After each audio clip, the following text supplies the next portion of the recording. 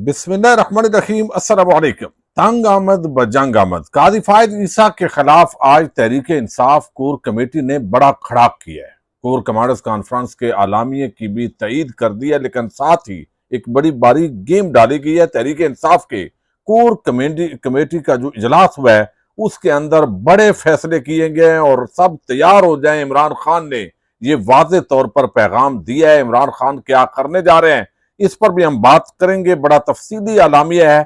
लेकिन दूसरी तरफ शेर अफजल मरवत वो आजकल दुबई के अंदर हैं, इंजॉय कर रहे हैं, बड़े सुकून के अंदर है। चूंकि बहुत सारे लोग उनको जो है वो तहरीक इंसाफ के अंदर जो उनकी एक्टिविटीज थी वो उनको पसंद नहीं थी। लेकिन आप यकीन मानिए शेर अफजल मरवत के साइड पे होने के बाद ना कोई मजा है एहतजाजी तहरीक में, ना कोई इस तरह नजर आ रहा है। लेकिन क्या वो तहरीक इंसाफ को अलविदा करने जा रहे हैं? उन्होंने एक बड़ा आम पैगाम दुबई से जारी किया है, ये भी आपके सामने रखना है। उम्मीद है आप वीडियो समाप्त करेंगे और अपने कीमती फीडबैक से जरूर आगाह करेंगे। वैसे दो तीन बड़ी खतरनाक खबरें हैं। आपको इल्म है पंजाब की हुकूमत भी टिक टाक पर चल रही है, लेकिन एक एक्सप्रेस ट्रिब्यून के अंदर खबर आई है और एक जो है वो डॉन न्यूज की स्टोरी है। ये मैं थोड़ा सा आपके सामने रख दूं ताकि अंदाजा हो, क्योंकि सियासी खबरें इतनी ज्यादा होती हैं कि जो आवाम पर और मुख्तलिफ लोगों पर बीत रही होती है वो चीजें रह जाती हैं। अब ये एक्सप्रेस ट्रिब्यून की ये खबर है कि सिविल जज की इंक्वायरी के मुताबिक रावलपिंडी दारुल अमान में रहायश पजीर खवातीन के बेडरूम्स में खुफिया कैमरे पाए गए। ये आज एक्सप्रेस ट्रिब्यून की खबर है। अब ये दारुल अमान इस वक्त बड़े गैर महफूज हैं। पहले भी इस तरह की बहुत सारी जो रिपोर्ट्स हैं वो आती हैं, लेकिन ये सारी चीजें दब जाती हैं। फिर एक डॉन न्यूज की खबर है और आप देख रहे हैं कि रोजाना जना जो इंस्टीट्यूट था यानी जना हॉस्पिटल का, वहां पे जो डिपार्टमेंट था वहां पे उस जना का नाम हटा के तो मरियम नवाज नाम रखा गया। ये आप ड्रामे जरा चेक करें और टिकटॉक एक्टिविटीज चेक करें। लेकिन डॉन न्यूज की जो आज की ये खबर है, ये सारी चीजों पे अलहदा वीडियोस करनी चाहिए। लेकिन इसके अंदर कहा गया है कि इस गर्मी के मौसम में लाहौर के सबसे बड़े जना हॉस्पिटल में एसी सिस्टम कई माह से काम नहीं कर रहा। कई वार्ड और ऑपरेशन थिएटर भी बंद है। मरीजों को बेशतर महंगे टेस्ट प्राइवेट लैब से करवाने पड़ रहे हैं। ये डॉन न्यूज की आज की स्टोरी है। अब यहां पे नए नए रोज यानी एक मनसूबा बनाया, आगे नवाज शरीफ जो है उसका नाम रख दिया, किसी का मरियम नवाज नाम रख दिया।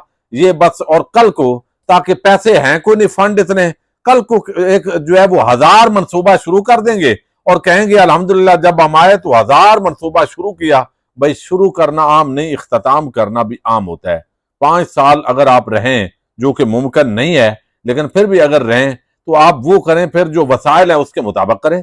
ऐसे तो बंदा जो है वो सिर्फ रोज मनसूबे बनाए और ब्यूरोक्रेसी को कहे तो 50,000 मनसूबा आप बना के जाए, लेकिन फिजिबल कितना है ये देखें पहले। जो हॉस्पिटल्स के अंदर सहूलियात हैं नहीं, बिजली नहीं पूरी हो रही, जनरेटर नहीं चल रहे, वहां पर आप देख रहे हैं जो तमाशा लग रहा है, वो ऑपरेशन थिएटर्स बंद हैं, तो कम से कम वो ठीक करें। अद्वियात का मामलात जो है इस वक्त डॉक्टर्स मिले होते हैं फार्मास्यूटिकल जो कंपनीज होती हैं उनके साथ, और वो किस तरीके से खिलवाड़ कर रहे हैं अपनी कमीशन की खातिर। ये पूरा एक माफिया है जिसको देखने की जरूरत है। अच्छा, दूसरी तरफ शेर अफजल मरवत जो है वो तहरीक इंसाफ के अंदर जो एहतजाजी सियासत है, 8 फरवरी के इंतखाबात के अंदर तहरीक इंसाफ की जो कामयाबी है, देखिए इमरान खान अब जो है वो जेल में थे, उनका नजरिए का तोती बोल रहा है, लेकिन ग्राउंड पर चूंकि लोग उस वक्त बाहर नहीं थे, निकलने की पोजीशन में नहीं थे, इस माहौल में शेर अफजल मरवत ने लीड किया, लोग निकले और फिर उनके जो जुमले हैं वो मशहूर हुए। एक बहादुरी के साथ उन्होंने जो मुकाबला किया, फिर पंजाब के अंदर भी मोमेंटम बढ़ा। तो इस कामयाबी का जो सिर है वो बड़ी हद तक, यानी इमरान खान ज़ाहिर है वो तो नाम ही काफी है, लेकिन ग्राउंड पर वो शेर अफजल मरवत जो है उसका कलीदी किरदार है। लेकिन जहां पे आप काम करते हैं, चूंकि तंजीमी नज़म के वो पाबंद नहीं है, तो ऐसी वो बात कर देते थे जिसकी बाद फिर हसद भी होता है, बुग़्ज़ भी होता है, और ये एक पूरा माहौल बनाया गया तहरीक इंसाफ में। और उन्होंने बिल आखिर कहा जी चलें, मैं अब दुबई जा रहा हूं, इधर रहूंगा, आप कोई बयान नहीं दूंगा, मौज करें। तो इमरान खान साहब के बार बार कान भरे गए और फिर जो है उन्होंने, इमरान खान साहब ने उनको कहा, आज उन्होंने एक ट्वीट किया है, इससे ऐसे जाहिर होता है कि शेर अफजल मरवत शायद तहरीक इंसाफ छोड़ जाए। ये इसके अंदर खदशा है।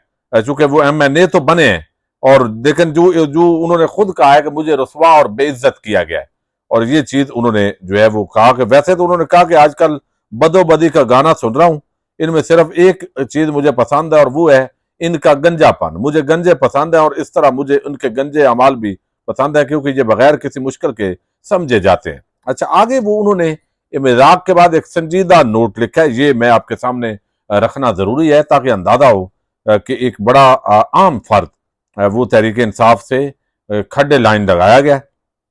अच्छा, वो कहते हैं पार्टी ने मुझे मेरी तमाम जिम्मेदारियों से फारग कर दिया है। यानी अब दुबई के अंदर भी मुझे अंदाजा है, चूंकि मैं खुद आता जाता रहता हूं, तो वहां पे भी जब शेर अफजल मरवत या इस तरह के रहनुमा होते हैं तो उनसे मकामी जो लोग हैं, जब उनको पता लगता है तो फैन फॉलोइंग है तहरीक इंसाफ की, तो वो राब्ते करते हैं, या इधर आए खाना खाएं हमारे साथ आ जाएं, तो वो चीजें सारा वो कर रहे हैं। पार्टी ने मुझे मेरी तमाम जिम्मेदारियों से फारग कर दिया है। वादे तौर पर यह खान साहब की हदायत के तहत किया गया है। अब मेरे पास कोई जिम्मेदारी नहीं है और मैंने फैसला किया है कि मैं अपने वक्त को अपनी मर्जी के मुताबिक गुजारूंगा। मैंने अपनी सारी जिंदगी ऐसे ही गुजारी है जैसे अब आप मुझे दुबई में देख रहे हैं। कोई भी मुझसे फराइज की भीख मांगने की तवक्को ना रखे, क्योंकि मेरी इज्जत नफ्स मजरू हुई है। यानी मैं, वो कहते हैं, मांग के ओहदा नहीं लूंगा कि मुझे ये जिम्मेदारी दें, ना ये भीख मांगूंगा। ठीक है, आप, मैंने काम किया, अगर नहीं पसंद आया कोई बात नहीं। अच्छा, उन्होंने कहा इज्जत, मेरी इज्जत नफ्स मजरू हुई है और मैं इस पर कभी समझौता नहीं करूंगा, चाहे मुझे पार्टी से निकाल दिया जाए। यानी वो खुद कह रहे हैं मेरी इज्जत नफ्स जो है वो आम है, मुझे निकाल भी दिया जाए तो इस पे मैं समझौता नहीं कर सकता। अच्छा, मैं कुछ खास हालात में थोड़ा सा गैर मामूली और नफ्सियाती हूँ। तमाम जो है वो कहते हैं तमाम चीजों में इज्जत नफ्स मेरी तरजीहात की फहरिस्त में सर फहरिस्त है। एक बार जिन लोगों के लिए मैं लड़ा था उनके जरिए अवाम में नजरअंदाज, जलील, रुसवा और बेइज्जत किया गया। इसलिए कोई मुझे ये न बताए कि क्या करना चाहिए और क्या नहीं करना चाहिए। मैं किसी भी सरगर्मी में उस वक्त तक हिस्सा नहीं लूंगा जब तक मुझे साबित नहीं किया जाता, और खान साहब खुद मुझे ड्यूटी निभाने के लिए नहीं कहते। उस वक्त तक वो कहते हैं कि मुझे ये जो राय है ना कि आपको ये करना चाहिए, आपको वो करना चाहिए, वो कहते हैं मुझे कोई मसला नहीं है, जिम्मेदारी दें दें ना दें, क्योंकि मुझे बेइज्जत किया गया है। और अब ये जो लोग जरा चाहते हैं अब वो निकल के दिखाएं, जलसे करें, एहतजाज करें ताकि पता चले ठीक हो गया। ये जी ऐसे लगता है कि शेर अफजल मरवत, बहरहाल इमरान खान इस तरह का बंदा यकीनन जाया नहीं करेंगे, लेकिन उनको दुख बहरहाल है। अच्छा, अब दूसरी तरफ ये तवक्को थी, आज तहरीक इंसाफ का कोर कमेटी कॉन्फ्रेंस जो है वो कोर कमेटी का इजलास हुआ, और इस इजलास के अंदर अली मोहम्मद खान के बयान से ये लग रहा था कि शायद जो सोशल मीडिया टीम है जिन्होंने इमरान खान के अकाउंट से ये बयान चलाए हैं 1971 के हवाले से, या खान, शेख मुजीबुर रहमान, गद्दार कौन, और ये सारा जो एपिसोड चला है, इसने तहरीक इंसाफ के लिए मुश्किलात खड़ी की हैं। इमरान खान के खिलाफ एक और गद्दारी का मुकदमा बनाया जा रहा है। ये सारी जो है वो चीजें शुरू हो गई हैं और इसको यानी इस तनाजर के अंदर बताया गया जी। अब यहाँ पे ये तवक्को थी कि बड़ा झाड़ा जाएगा, बेइज्जती की जाएगी कि ये हम इसको इंडोर्स नहीं करते सोशल मीडिया वालों को, लेकर नहीं।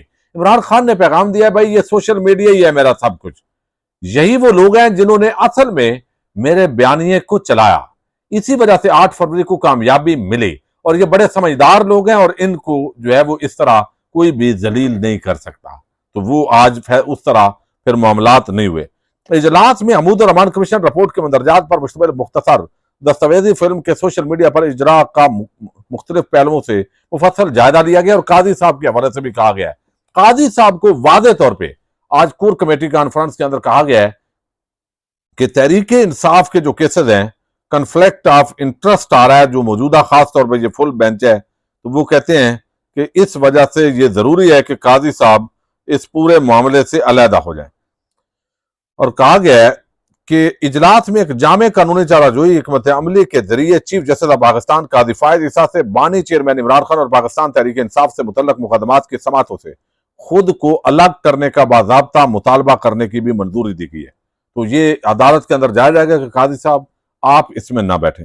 वादे मफादात के तसादम के पेश नजर चीफ जस्टिस काजी फायद ईसा का हमारे मुकदमात की समात करना मुनसफाना ट्रायल के बुनियादी हक पर मनफी असरात मुरतब करता है। अच्छा, एक तो कर दिया गया ये, फिर तंजीम साजियां और एहतजाज के लिए कहा गया कि मुल्क कीर इमरान खान ने कहा है कि पुरअमन एहतजाज की कॉल देने का इरादा रखते हैं, ओवरसीज भी तैयार हो जाएं और तमाम तंजीमात बिला ताखीर तैयारियां मुकम्मल करें।